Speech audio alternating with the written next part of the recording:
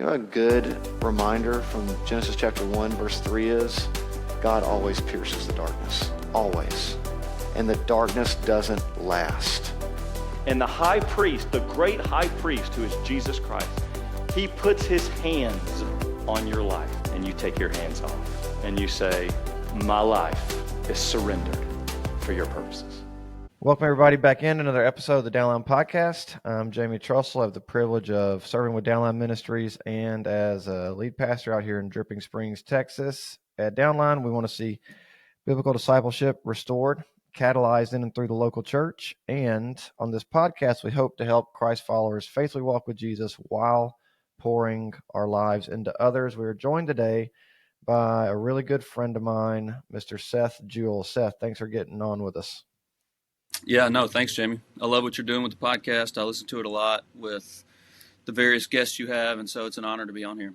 Well, good. Well, make sure you give us 5 stars and subscribe to it, okay? I've already done that. All right. Well, you know, if you can just create separate logins for your kids, you can add some more ratings to the thing. Okay. I need to push Chelsea to rate it as well. That's right. Hey, so I was trying to think earlier today, the first time we met, but I guess it's probably about 7 years ago at Harvest Church there in Memphis. And you at the time, I at the time was just on staff with Harvest. I hadn't gone back to Downline yet. You were still a lawyer at FedEx, right? You've since left that part of your career. And then I would love to maybe back up and trace some of your story of everything that led up to that moment. Because I think people meet you now. You know, you had a very successful law career. You're an executive pastor now at Harvest. You know, God's used you in some really wonderful ways, but I don't think a lot of people know kind of the backdrop of where you came from and everything God had to do to get you to where you are. And so if you're willing, I'd love for you to introduce yourself, tell everybody a little bit about your family, and then let's start backtracking all the way to your days growing up in West Memphis. Yeah, no, I'm happy to do that. I appreciate your kind of cautious invitation to share if I'm willing, but I'm certainly willing. In fact, it's funny, Catherine Vaughn, Kennan's wife, Ronnie Stevens, several other people have kind of encouraged me to share more of that backdrop. In Ronnie's words, he said, you know, people might admire you because of your decision to leave FedEx and go into vocational ministry and take this position as executive pastor at Harvest Church. But people don't know you, and they don't know how God has led you to that point. So you really need to share with people kind of what God has done in your life leading you to that point, which was a big challenge for me because, frankly, I mean, you guys will hear the story. You know the story, Jamie. There's been a part of me that in some ways has been, I don't know if you want to call it embarrassed, but has been just hesitant to share that because I wanted people to almost view me for what I've achieved rather than have sympathy from where I came from. Yeah, that makes sense. But I've come out of that a lot. But where I am now, I have sympathy for you now because you actually chose to go into ministry. Yeah, you've repeated that to me over and over. Okay, and regularly check in to see if I'm deciding to go back out of ministry. Okay, keep going. No, where I am now, I'm a husband to Chelsea. We've been married, it'll be this year, for 15 years. We've got 4 kids, twins that are 11, Seth and Sarah Beth. We've got a son who's 7, Charlie. And then we've got a son who's 3. He'll be 4 this month, Edwin. We call him Win. And so we're just in that kind of chaos of life. You're living it too, kind of the throes of everything, but still trying to maintain a proper balance and a healthy balance of investing in them in an intentional way. So it's fun, it's challenging, but it's always an adventure for sure. Yeah, for sure. My youngest son, Grady, who's now 5, has somehow figured out how to spontaneously manifest a fever at school and then get them to call us so he can come home. So we are, I mean, honestly, it's impressive. No, I agree. That's quite impressive. I don't know how one pulls that off, but kudos to him for his truancy. Discipleship. All right. So born and raised West Memphis. Take us back. Yeah. So I'll take you back. So let's kind of start at May 2011, and then we'll circle all the way back to that point. So May of 2011 was a big year for me because I had accomplished that year something that many were convinced wouldn't or couldn't happen. And that was that I graduated from law school. Okay. So growing up in West Memphis, I don't know how many of your listeners are familiar with West Memphis, Arkansas, but it is a very difficult place to grow up. It's an economically depressed area of the Memphis metro area. And I really wasn't afforded much in the way of opportunity, frankly. We were a low-income home. We were divided by divorce and distance. Really, my siblings all lived in various parts of the country. My sister and I, my sister and I lived together with my dad for a season, while my brother was in Mississippi and my oldest brother was in jail. And then I moved in with my mom. So at that point, all four of us were in different places. I was with my mom. She was with my dad. One of my brothers was with my uncle, and the other one was in jail. And so divided by distance, divided by divorce, struggling through kind of the harsh realities of financial hardship. And that's kind of where we found ourselves. So college, much less law school, really wasn't something that many people in West Memphis aspired to, because it just wasn't something that people thought was attainable, frankly. Most people in the circumstances that we were in just kind of continue in this cycle that keeps them trapped. And I see it even with my own siblings and in my own family. It's very difficult to break free of that. And so what you see oftentimes is that it robs people of opportunity, but it robs them of joy because of how harsh that reality really can be. Certainly true within my family, certainly true within my siblings. And so, and feel free to interrupt me at any time to ask questions, but for the first 15 years of my life, I spent those 15 years searching for joy and purpose and fulfillment in a myriad of places, all of which were the wrong places. After my parents divorced, which was around third grade, I went through this season of believing that if I worked to bring peace and reconciliation and was a people pleaser and just behaved in such a way that I could avoid conflict and bring stability, then I could bring about reconciliation. It seems like a foolish thought now, but again, in my young brain, I just thought that would be the case. And I really believe that. As a 9-year-old, you look back and see that's what you were trying to do, or you kind of in the moment were really, cognizantly pursuing that? Well, I mean, I don't know if I was caught cognizantly pursuing that in the moment. I will say when I became aware of it was the summer after my 8th grade year. So going into 9th grade, my dad moved us from West Memphis to Augusta, Georgia. So a little context on that. My parents divorced and my dad got custody.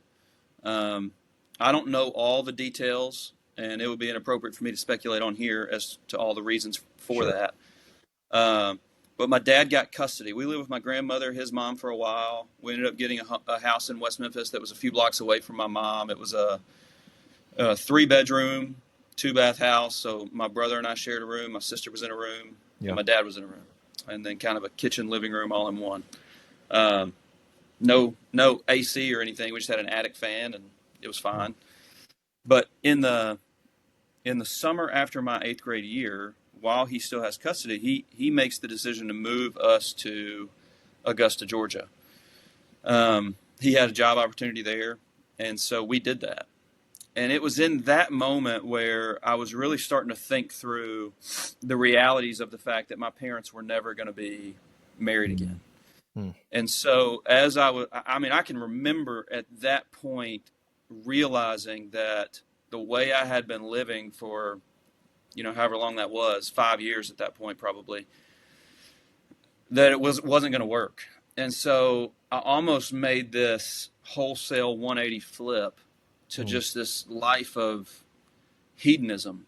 I mean, I really thought if pleasing other people and trying to live for everybody else isn't going to be successful and that's not going to work, man, I'm just going to live for myself at the expense of everybody else, if that's what it means. But I'm just going to live to please myself.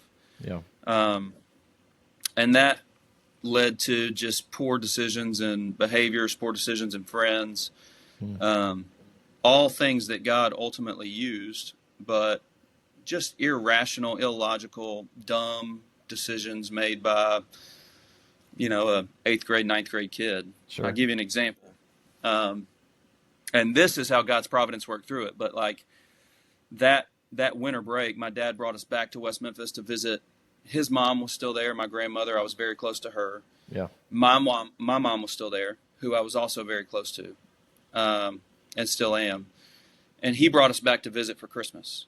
And the plan was on New Year's Day, we were going to leave and go back to Augusta.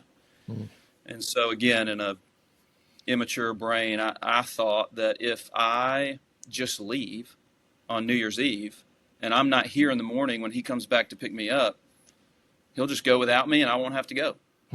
And so New Year's Eve, I can remember it was snowing, it was cold, and like at 1 a.m. I just left the house and I wandered around West Memphis. I remember being underneath an overpass for a while. I went through Walmart. I stole a Snickers bar there because I was hungry. I made my way to Marion, Arkansas, where my mom's brother was, my uncle. And I made it there. That was about 7 or 8 miles away at about 7 a.m.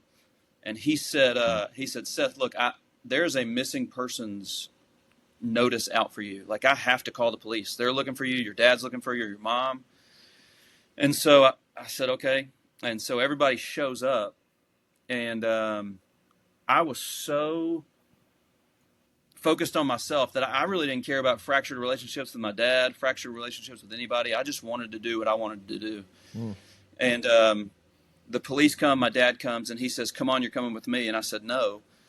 And he said, look, you can either go with me or you can go with them, pointing to the police. And I said, well, I'm going to go with them. Wow. And so I did. I don't know how this was allowed to happen. I still don't. I mean, I'm an attorney now, and it blows my mind that this was even something that they thought would be okay. But I stayed in like a juvenile detention center for a night. The next day, they ended up telling my dad and my mom and my grandmother, hey, we can't keep him here. He's not done anything wrong. You have to figure this out. Yeah.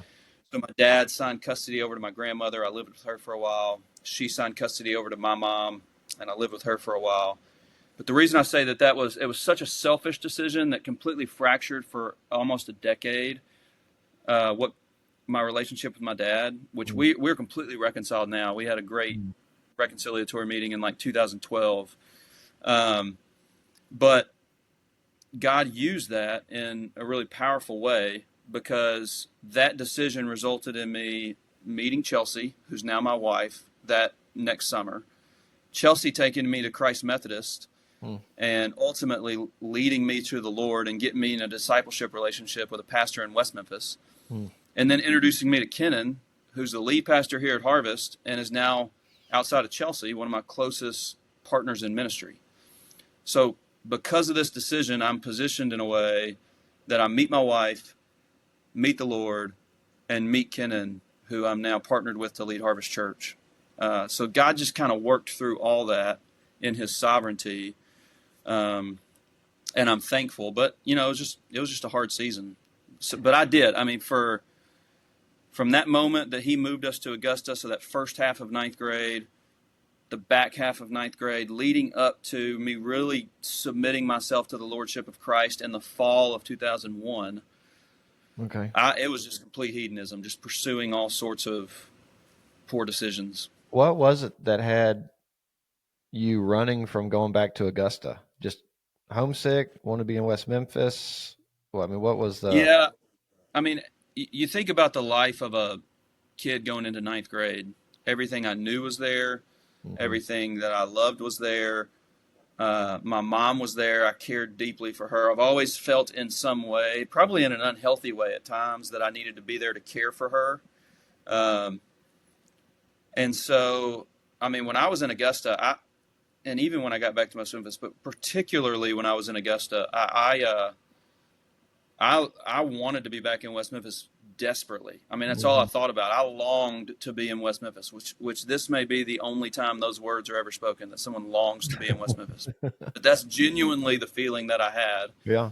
But even in the aftermath of that, in that next semester and in the summer, I was probably, without being diagnosed, like clinically depressed. And I know that's something that I don't throw that around lightly. And I don't know, because I've never had an official diagnosis, but I felt this sense of and I was making stupid decisions, like huffing gasoline and doing all sorts of stupid experimenting with different drugs and things.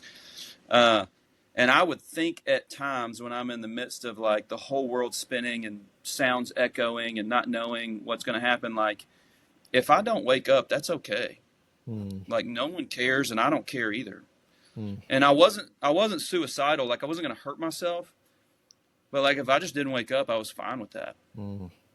Had no motivation, no drive. Yeah. And so, yeah, that's kind of where I was.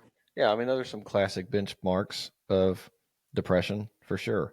Yeah. And I don't know how you could have not been in some ways.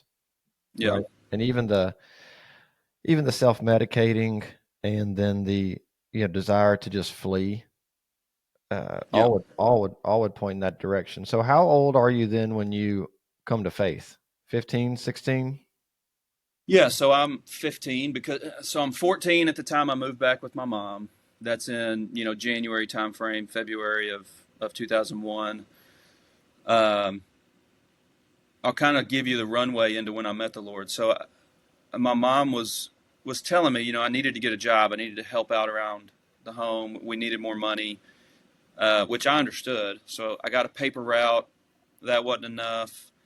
I started, distributing some things to try to offset some of that. And then a friend of mine got arrested, and that scared me out papers? of that. It wasn't paper? No, distributing newspapers, but also distributing some other things. Okay. Not news. It started with cigarettes. People at West Memphis High School would buy cigarettes, and that was pretty easy. And then it just kind of progressed from there. But a friend of mine got arrested, and that scared me out of some of that. And so my mom was still telling me I needed to help supplement some of our household income. So I was looking for anywhere that would hire a 14-year-old, and nobody would. A buddy of mine was going to a job fair at the Memphis Redbirds. And so I went over there with him, and they said, look, you're going to have to go talk to the Bat Boy area. We can't hire anyone who's not 16. So I did that, and they hired me. So $5.25 an hour, get there 3 hours before the game, work the game for 3 hours, stay an hour afterwards. So you get 7 hours a night, 8 days in a row. And it was pretty good for a 14-year-old, 15-year-old. Start doing that in April. On April 1st, which was right before the season started, I turned 15. And then, within 3 weeks of that, running out to get the bat, running back, seeing this pretty girl in the front row, just keep doing that over and over, keep seeing this girl, staring at her. And finally, she and her mom catch me staring at her. And that was Chelsea. They had tickets right by the dugout on the front row, and meet her, hang around after a game and meet her. And the rest kind of grew into a friendship, and then started, calling ourselves boyfriend and girlfriend. And but her mom, unbelievably, I have an 11-year-old daughter. Chelsea was 13 at the time. And I think about if some punk kid from West Memphis took an interest in my daughter, what I would do. Yeah. It was like a supernatural affection for me that her mom had. Because, worldly wisdom would say Chelsea's at Hutchinson, which is an all-girls private prestigious school in Memphis. It would say, hey, you eliminate this as quickly as you can, and you find her an MUS boy that would bring stability. But they didn't. I mean, her family loved me. her mom would drive 45 minutes from their house to my house, pick me up on a Wednesday after school, drive me back to Christ Methodist for youth group, and then take me back home and drive all the way back out to Germantown, Collierville area at the end of the night. She was constantly in the car just so that I would have opportunity to be around kind of true believers, so that I could experience what that type of supernatural, sacrificial love looked like. She just went out of her way to show the love of Christ. And that was one of the primary things that started having me question. Like, because I didn't, like we talked about earlier, I did not feel lovable. I didn't even love myself. So to have someone else like care for me that much really started to create questions in my mind and caused me to start thinking. And so I would ask questions to them. And her mom certainly loves the Lord, wasn't always equipped to answer all the questions. So she got me connected with a pastor in West Memphis. Okay. And it was kind of through walking with him over the course of probably 5 months where I remember asking a question about the difference that I had seen in some of the people that I got to know at Christ Methodist through Chelsea, and some of the people who called themselves Christian in West Memphis. Yeah. And he broke it down into lordship and how it's easy to label yourself, even though it may just be moral therapeutic deism, that you're just calling yourself a Christian, but you don't submit to the Lord versus really submitting yourself to the Lord. And it was like all of a sudden it clicked for me. I had gone through these seasons of pursuing a life to please everybody else, ultimately leading to disappointment, failure. That didn't work. Now my life is completely disrupted.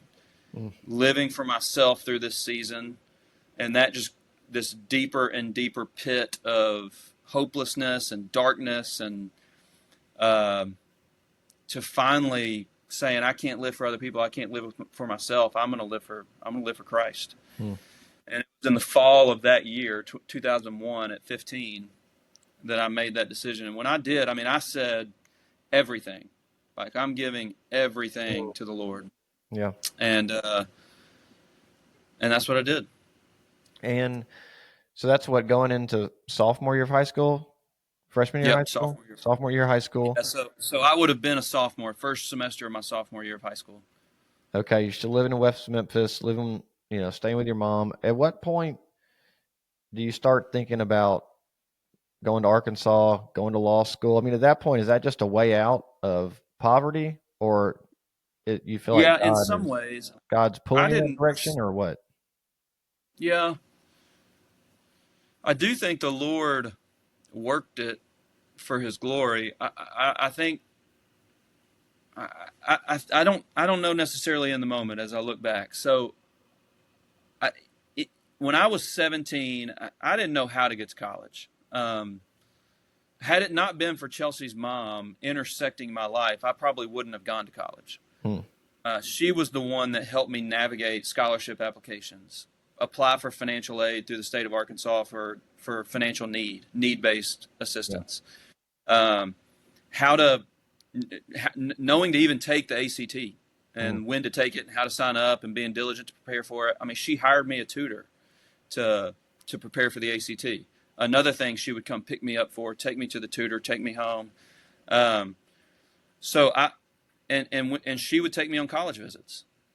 So I wound up in college because of kind of their intersection into my life and helping me understand what it took to get there. Because I never even saw it really. I didn't even consider it as an option because I didn't know how to make it happen. Yeah. But they helped me see how to make it happen. But at that time, I'm not thinking I'm going to go to college and be a lawyer or that this is a way out for me. In fact, we were on a college visit coming back from Auburn, Alabama. Yeah. And we were in the nowhere, Alabama. We call that West Alabama. Yeah, probably West Alabama. And I remember Chelsea's mom asked me, hey, Seth, what do you want to do? Like, people pick their colleges based on what they want to do. If you want to be an engineer, we should go look at like Georgia Tech. If you want to be a veterinarian, I think Mississippi State has a good program. Like, you need to decide what it is you want to do. That may help us decide where you want to go. And I said, look, I know what I want to do. I'm going to be a pastor. And Chelsea's in the back seat reading probably like 17 magazine or something. And she's like, oh, no, you are not. Because, she grew up in the Methodist church. And at the time, we had just passed through some middle of nowhere town in Alabama. All she knew was you go to Asbury Seminary or somewhere, and then they place you in a church somewhere. And so anyway, but that's what I was convinced I was going to do. When I got to college and I had this so at that point, Chelsea's still in high school. She's not there. The influence of her parents aren't there on a day-to-day basis. And I'm faced with this, the world is my oyster type of thing. I can choose anything I want to. And at that point, and I was there for free because of all the need-based scholarship coupled with some of what I got from the university. I was like, look, I'm going to make a decision that is going to make money because I'm going to make sure that no family I ever has to struggle through what I had to struggle through. So if I end up having a wife and kids, then they're never going to face the same issues that I did. And all I knew, Jamie, was doctors and lawyers. Yeah. So I chose pre-med. I was a chemistry major. Mercy. I know. I took a class called Chemistry for Majors. You could only take it if you were majoring in chemistry. That sounds And horrific. I found out in one semester that was not what I wanted to do. No. So then I knew, okay, then it has to be being a lawyer. Lawyers and doctors, that's who make money. And so I went the kind of pre-law route. That was more in line with kind of how the Lord's made me. It was history, political science, kind of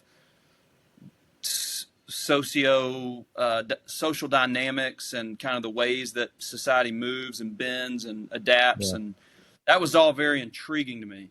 Yeah. And so the classes were super, I wouldn't say easy, but they were interesting enough that it came easy.